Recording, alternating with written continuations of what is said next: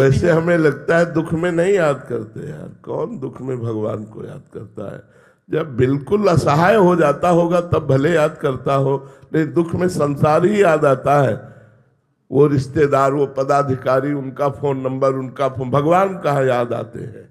व्यक्ति, वस्तु, स्थान, यही याद आते हैं।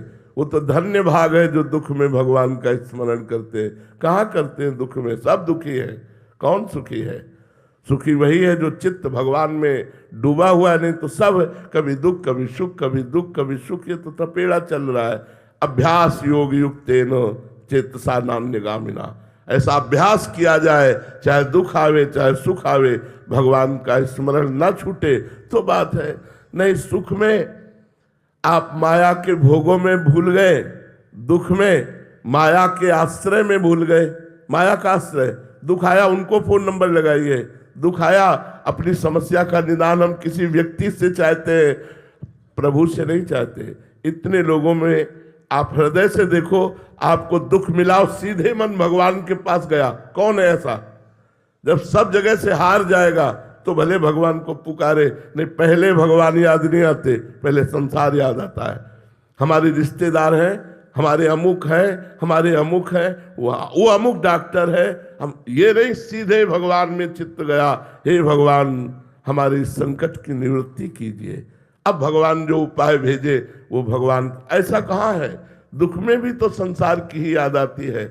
वो धन्य भाग है जो दुख और सुख दोनों में भगवान का स्मरण करते हैं। इसलिए अभ्यास योग युक्तेन चेतसा नान्यगामिना, अभ्यास ऐसा बनाओ कि चाहे सुख हो चाहे दुख हो, चित्त भगवान से अन्य जगह में ना जाए। भगवान, सुख है तो बड़ी दया है, दुख है तो बड़ी कृपा है भगवान की। दया और कृपा का अनुभव करते हुए वो भगवान के चिंतन में डूबा रहता है, वही धन्य है। उसी का मनुष्य जीवन धन्य है जो सुख दुख दोनों में समान भाव करके भगवान का निरंतर भजन करता है। जो दुख है वो तब तक दुख रहता है जब तक भगवान का स्मरण नहीं होता, नहीं तो महासुख का अनुभव होता है चाहे जितना बड़ा दुख हो। तो दुख दुख नहीं, जो भगवान का स्मरण चल रहा है। और ये सांसारिक सुख क्या सुख है? थोड़ी देर चित्त भगवान में अगर एकाग्र होकर लग जाए तो तुम्हें वो सुख मिलेगा कि संसार के सुख देखने का मन नहीं होगा।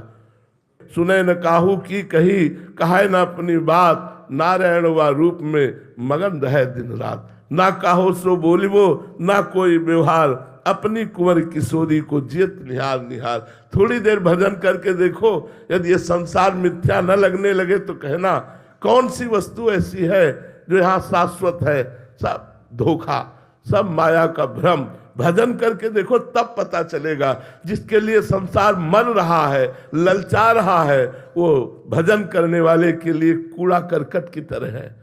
वो ऐसे विश्वत मलवत त्याग वमनवत त्याग कर दिया गया।